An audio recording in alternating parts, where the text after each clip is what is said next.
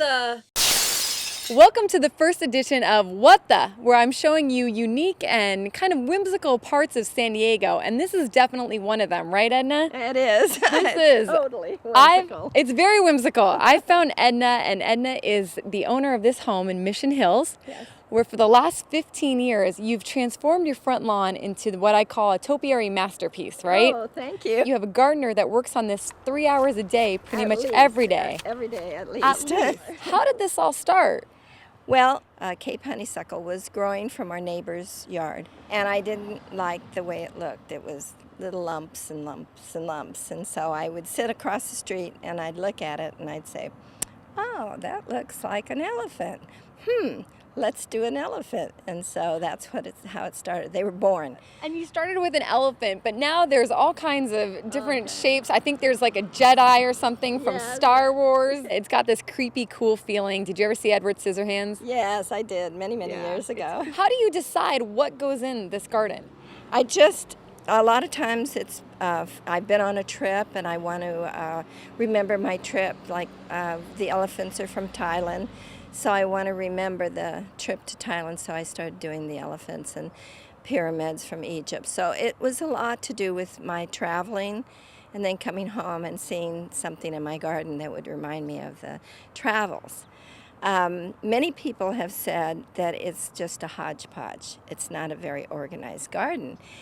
And I have to remind them that the forms were born. They weren't designed to be there. I mean, they just were a little lump, and we turned them into something. So it's a real hodgepodge, but we like it.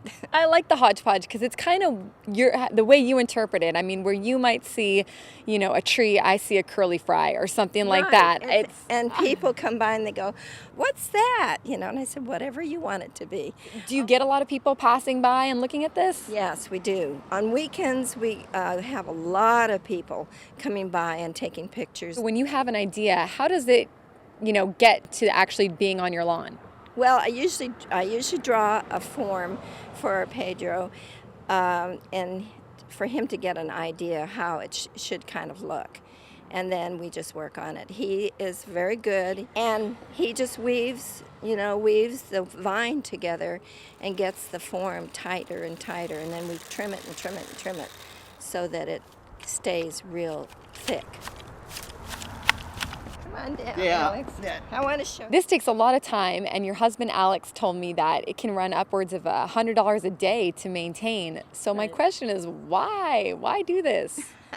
I don't know. It's a good thing for the community, and since so many people enjoy it and like it, it's worth it to us to do. All right, so if you want to come check this out, it's on the corner of Union and Vine, and like Edna said, you're free to take pictures, you're free to stay as long as you'd like and look at all the shapes, just don't walk in the hedges. Edna, thank you so much for joining us on What is it?